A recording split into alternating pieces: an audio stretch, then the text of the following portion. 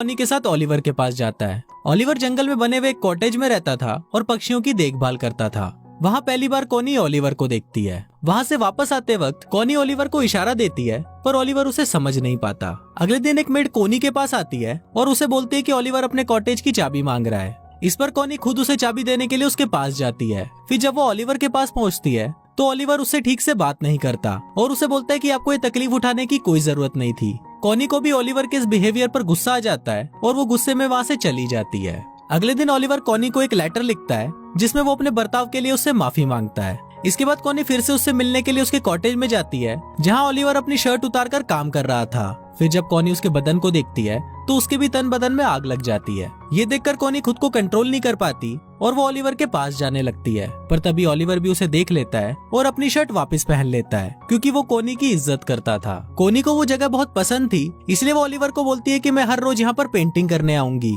इस पर ओलिवर उसे बोलता है कि मैं ये जगह आपके लिए साफ कर दूंगा और मैं किसी और जगह चला जाऊंगा। कोनी उसे बोलती है कि तुम्हें कहीं भी जाने की जरूरत नहीं है और तुम मुझसे इतना भाग क्यों रहे हो। यहाँ कोनी ओलिवर से गुस्सा हो जाती है और वहाँ से जाने लगती है, लेकिन तभी बारिश आ जाती है, इसलिए वो ओलिवर के साथ उसके कॉटेज में चली जाती है जहाँ वो दोनों आग जलाकर खुद को गर्म करने लगते हैं। पर तभी ओलिवर वहाँ से उठ जाता है क्योंकि वो कोनी के इरादे समझ रहा था। कोनी उससे पूछती है कि तुम मुझसे दूर क्यों भाग रहे हो, तो ओलिवर उसे बोलता है कि मैं तुमसे दूर नहीं भाग रहा, बस मैं डर रहा हूँ क्योंकि अगर क्लिफर्ड को हमारे बारे में पता चल गया तो मेरी नौकरी चली जाएगी। अब क्योंकि ओलिवर ने कोनी को गर्म करके ठंडा ही छोड़ दिया था, इसलिए वो वहाँ से अपने घर चली जाती है। एक दिन कोनी क्लिफर्ड को बोलती है कि मुझे बहुत अफसोस है कि हमारा कोई बच्चा नहीं है। इस पर क्लिफर्ड उसे बोलता है कि मैं बहुत कोशिश कर रहा हूँ और वो अपने शरीर को ठीक करने के लिए उस पर करंट के झटके देने लगता है। क्लिफर्ड दर्द से बहुत चिल्ला रहा था और फिर जब आखिरी में कोनी से उसका दर्द देखा नहीं जाता तो वो क्लिफर्ड को रोक देती है। अब क्लिफर्ड इस काम में नाकाम हो गया था, इसलिए वो रोने लगता है। अब इसके अगले दिन कोनी जंगल में जाती है और वहाँ पर बैठकर एक डायरी पढ़ने लगती है,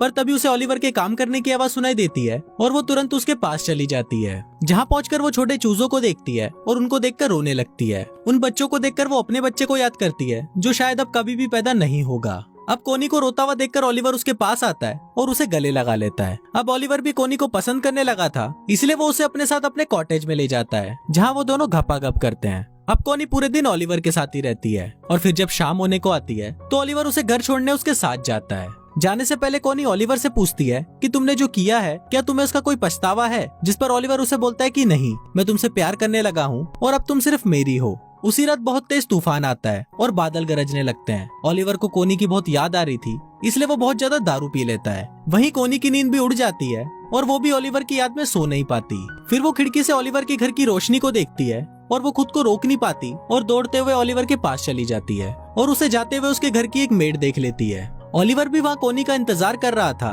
और वो कोनी को बोलता है कि मुझे नहीं लगा था कि तुम मुझसे मिलने आओगी। इस पर कोनी उसे बोलती है कि मैं तुम्हें कभी भी अकेला नहीं छोड़ूंगी और फिर वो दोनों वहाँ पर घपाघप करने लगते हैं। एक दिन क्लिफर्ड के घर पर एक पार्टी होती है जहाँ पर डंकन भी आया होता है। फिर क्लिफर्ड देखता है कि कोनी और डंकन साथ में डांस कर रहे हैं और उसे ये देखकर बिल्कुल भी अच्छा नहीं लगता। अगली सुबह क्लिफर्ड कोनी को बोलता है कि तुम्हारे लिए तुम्हारे पति से ज्यादा इम्पोर्टेंट एक बच्चा पैदा करना है। कोनी हमेशा से एक बच्चा चाहती थी और क्लिफर्ड को लगता है कि इसीलिए कोनी डंकन के करीब जा रही है। पर इस बात से कोनी बहुत गुस्सा हो जाती है, जिस पर क्लिफर्ड उसे कहता है कि उसे इस बात से कोई फर्क नहीं पड़ता कि तुम किसी से भी बच्चा पैदा करो, बस वो बच्चा मेरा होना चाहिए। अब इस बात से गुस्सा होकर कोनी ओलिवर के पास चली जाती है और उसके साथ घपाघप करती है।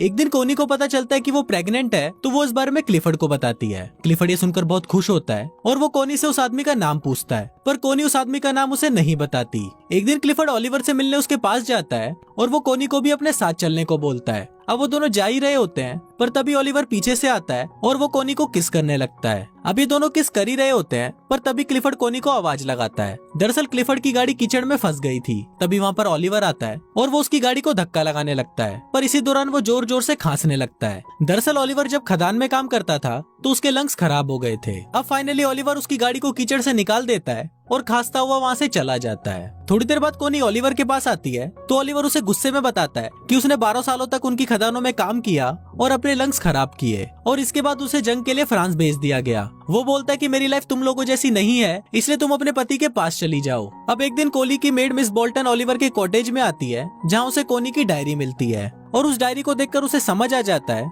कि कोनी के पेट में जो बच्चा है वो ओलिवर का है। एक दिन क्लिफर्ड आने वाले बच्चे की खुशी में अपने घर पर एक पार्टी रखता है, पर तभी वहाँ पर मिस बोल्टन आती है और वो क्लिफर्ड को बता देती है कि कोनी के पेट में जो बच्चा है वो ओलिवर का है। फिर जब कोनी क्लिफर्ड से मिलती है तो क्लिफर्ड उससे बहुत नाराज हो जाता है। इसके बाद कोनी मिस बोल्टन के पास जाती है और उससे पूछती है कि तुम्हें ये बात किसने बताई, पर इस पर मिस बोल्टन उसे कुछ नहीं बताती। अब कोनी को लगता है कि शायद मिस बोल्टन को ओलिवर ने बताया होगा, पर मिस बोल्टन उसे बोलती है कि उसने उसे कुछ नहीं बताया। अब इस पर कोनी रोने लगती है और वो उसे बोलती है कि मैं ओलिवर से बहुत प्यार करती हूँ। फिर मिस बोल्टन उसके पास आती है और उससे माफी मांगते हुए बोलती है कि जल्दी ओलिवर के पास जाओ वरना तुम्हारा पति उसे मार देगा। ये सुनकर कोनी भागते हुए ओलिवर के आउट हाउस में जाती है और देखती है कि वहाँ पर कोई नहीं था। ये देखकर कोनी रोने लगती है, पर तभी वहाँ पर ओलिवर आ जाता है और उसे देखकर कोनी उसे गले लगा लेती है। इसके बाद हम देखते हैं कि कोनी क्लिफर्ड के घर पर आती है जहाँ कोनी उससे डिवोर्स मांगती है, पर क्लिफर्ड उसे मना कर देता है और ओलिवर को बुलाने के लिए बोलता है। पर फिर जब ओलिवर वहाँ पर आता है तो वो दोनों आपस में बहस करने लगते हैं और फाइनली कोनी और ओलिवर क्लिफर्ड के घर को छोड़कर चले जाते हैं। उनके जाते वक्त क्लिफर्ड वहाँ पर आता है और वो कोनी को तलाक देने के लिए मान जाता है। अब कोनी और ओलिवर क्लिफर्ड से बहुत दूर चले जाते हैं और हमेशा हमेशा के लिए साथ रहते हैं।